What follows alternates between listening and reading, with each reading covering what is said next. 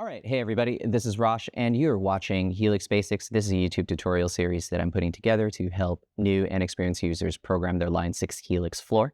So a little about myself. Once again, my name is Rosh. I build and program guitar rigs out here in the LA area for a lot of different clients as well as on the internet. Some of my clients include Steve Vai, Leppard, Melissa Etheridge, Perfect Circle, Maroon 5, Dweezil Zappa, and more. I wanted to give back to the Helix community and show some tips and tricks on how to program their Line 6 Helix Floor. So if you've been watching this YouTube channel, you've seen a lot of content about fractal audio products. And one of the things a lot of people don't know about me is that I program all the modelers out there on the market, including the Kemper, the Quad Cortex, all the fractal products, and in this case, the Line 6 Helix Floor. So I wanted to give back to the community and show that there is a lot of crossover content. There's a lot of best practices no matter what type of modeler you use to get the best tone, both live in the studio, on tour, or wherever else you find yourself. So this tutorial is going to be dealing with using two cabinets into one dual cabinet, kind of a channel switching amp paradigm. So for many of us who are used to maybe using a channel switching amp that has like maybe a clean channel and a dirty channel, this is definitely going to be the tutorial for you. So one of the things that I do get asked a lot about by clients is like, I want to go from like a clean sound to a dirty sound using two different amp sounds rather than, of course, using like an overdrive pedal into a clean amp. So you can definitely do that on the Helix. It's super easy to do. And again, I've already shown this on the front panel, so we're going to do this in HX Edit. So a good example of this is that in the Helix, we have the Placator Dirty and we have the Placator Clean. And these are the channels that are modeled after the Friedman BE amp. So what we can do, of course, is we can do the same kind of thing. We're going to have like our faux Friedman BE amp built into our Helix. So what you're going to want to do is, of course, use two different amp blocks. So let's scroll down to here, and then we're going to find the Placator Clean. And we want to use another empty slot, and then we're going to select the Placator Dirty. And then what we want to do, of course, is let's bypass one of these amp blocks because it's going to lead to a lot of hiss. We're going to go to this third empty slot and, of course, pick the cabinet. So for the Placator, I find that the V30s are a really great choice for that particular amp. You can, of course, go with greenbacks if you'd like. So let's use this Uber V30. This is a Bogner Bogner speaker cabinet with V30 speakers. And instead of using a single, we can use a dual cabinet.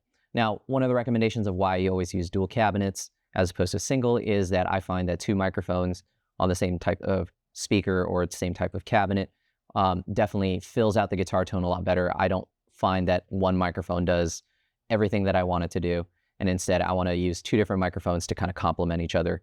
So usually a very common pairing is, of course, using a dynamic microphone on one speaker, and then what we're going to do here is, of course, go to the Uber V30, and instead we're going to be using a ribbon microphone.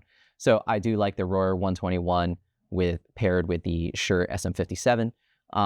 You can, of course, pair different dynamic microphones and different ribbon microphones if you need to. But again, this is a good starting point, and you can get a lot of mileage out of this very, very common combo.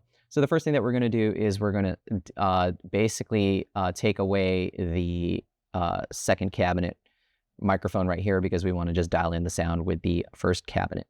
So let's get a nice, good, clean sound coming here from the 57 to the cabinet. One thing you'll notice right away with a lot of clean sounds, if you use a 57, you may notice that there's a bit of a thinness to it or anything like that.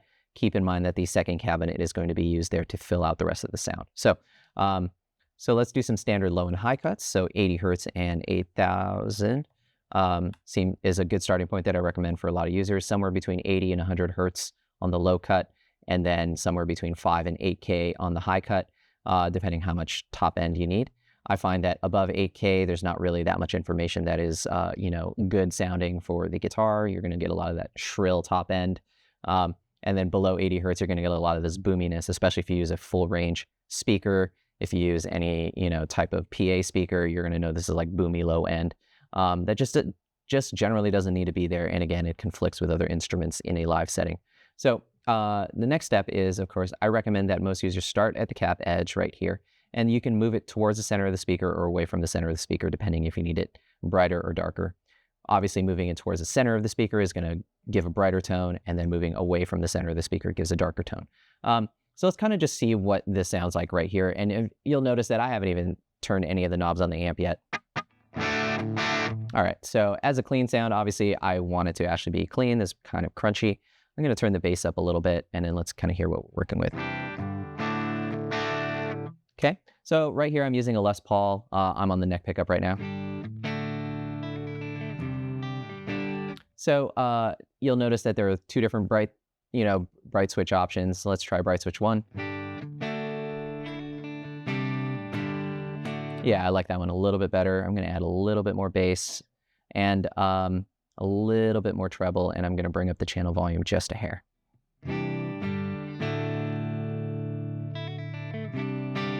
Yeah, I find that's pretty good. And again, for those users who really want a super crystal clear, clean sound, I would definitely recommend just pulling the drive down. But again, a little bit of that, a little bit of fur on the note, just like a hair, tiniest little bit, I think is totally fine by me. Especially if you're used to using clean amps like a deluxe reverb or something, you'll actually notice that if you actually mic up the amp, it actually has a little bit of that grit on it as well. And I find that by having that grit on it, if you start hitting the front end of a clean channel with some overdrive pedals, it really works and pairs nicely as opposed to an amp that is super crystal clear and crystal clean. So let's see kind of what this tone sounds like on the bridge pickup.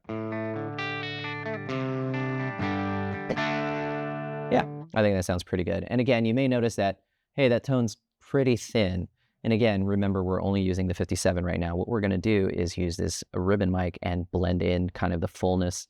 Ribbon mics definitely add a lot more low end. They fill out the sound in a really great way. And they don't have a lot of mid-range on them. And again, it's because we have the 57 kind of handling that part of the frequency spectrum. So let's do some standard things first, and then we're gonna dial the rest of this by ear. So let's move the position to the cap edge. Let's do some low and high cuts. 80 hertz and whoops. And then we want 8,000 right here. And then what we're gonna do is let's play, and I'm gonna blend in the rest of this microphone.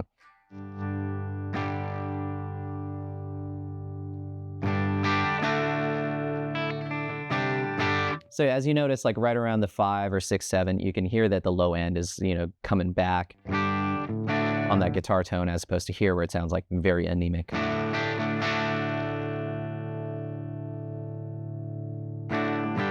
So again, that's the beauty of pairing two different microphones. The 57, just in my opinion, just can't carry everything that you need it to do. So of course, having a little help from a ribbon microphone is really great. And again, you get a much fuller guitar tone. And again, I'm using the bridge pickup of my Les Paul. Let's go to the neck.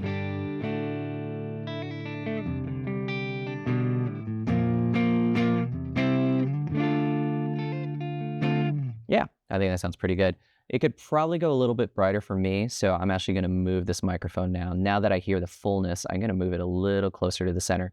Again, it's almost like you're using this as like the mid-range knob, and then this is like the bass knob on your amp. You'll notice I'm not even doing that much work here in the amp block. In my opinion, the cabinet block does all the tonal shaping for you.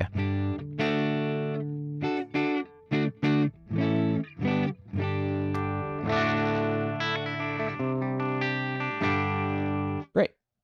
So I think that's pretty good right there. Now, the next step, of course, is let's hear what the dirty side is going to sound like this with this cabinet. And again, what we want to do is bypass the clean sound and then turn on the dirty sound on this cabinet.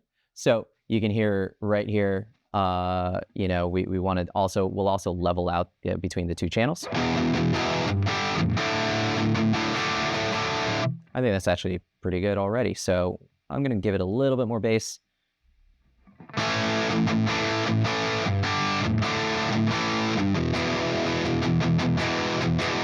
I'm going to bring up the mids a little bit and the treble down just a hair.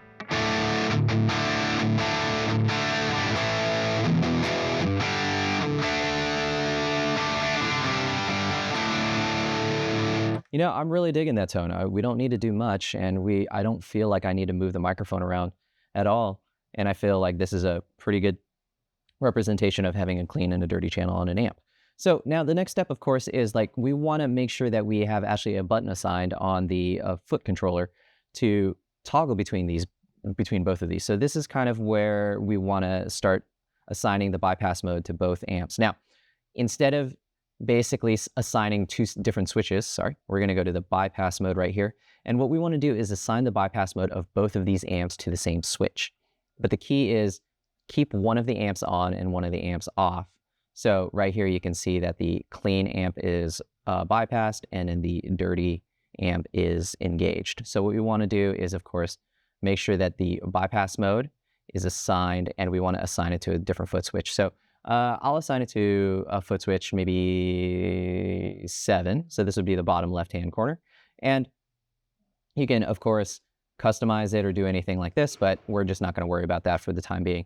And we're going to click on this amp, and then we're going to assign it to the same amplifier, so foot switch number 7. So now what this becomes is you can see that the clean and the dirty bypass modes are assigned to foot switch 7. And we can, of course, customize this. We can call this channel or something. And this would be akin to if you have, a channel foot switch for your channel switching amp. And so what's going to happen is by pressing this button, you're going to see that it basically toggles the bypass states of both of these amps. So the dirty amp is on right now. And then if I hit the button, it goes to the clean amp.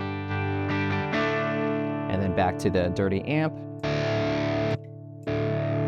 Pretty useful. And again, what you can do, of course, is you can level these out. So of course, let's go to the edit. We can bring the channel volume of the dirty up, and then we can bring the channel volume of the clean down just a hair. And then we'll address that hiss in just a second as soon as we get these leveled out.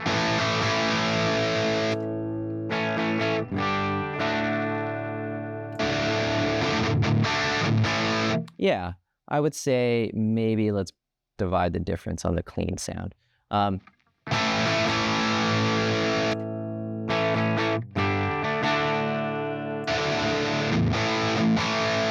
Let's bring the dirty channel up just a hair. And again, for me, live, I want my dirty sound to be slightly louder than my clean sound, because generally I'm always going to be playing, if I'm using a dirty channel on an amp, we're generally going into the chorus or some like heavier part of the song. So I want that to be just a hair louder.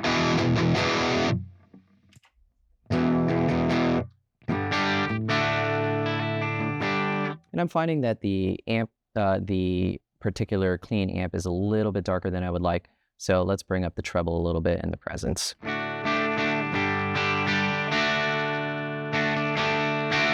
Yeah, that sounds pretty good. Let's see if the second bright is actually better. Yeah, I think that's actually going to pair much better.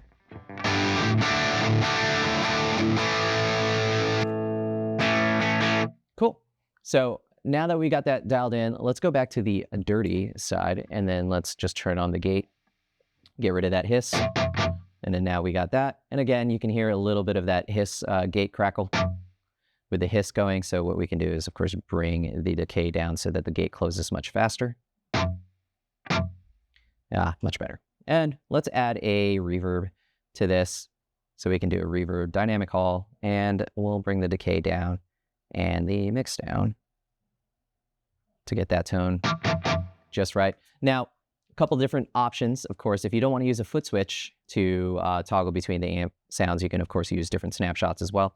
So for example, you can use snapshot 1, and this is, let's say we want the snapshot to be the clean sound.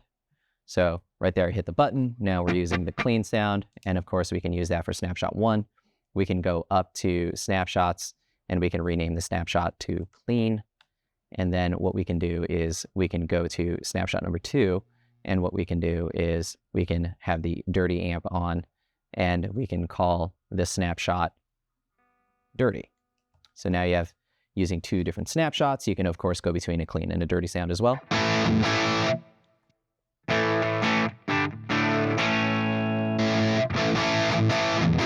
So if you are more of a snapshot user as opposed to using a foot switch button to toggle between the both, you have a lot of different options to do either. So a lot of users are going to, pick one or the other. Again, for me, I was dialing this preset in. It's more like if I was having a channel switching amp, and then I would have the rest of my effects to turn on and off and assign to other foot switches and build a preset based on that. So I think this is a good place to wrap it up for this video. I hope you found it useful. If you guys need any help programming your Helix, by all means, feel free to reach out to me. Would love to do a one-on-one session with you. You can contact me directly. Other than that, thank you so much for watching, and I'll see you guys next time. I'm falling with you, I'm standing with you.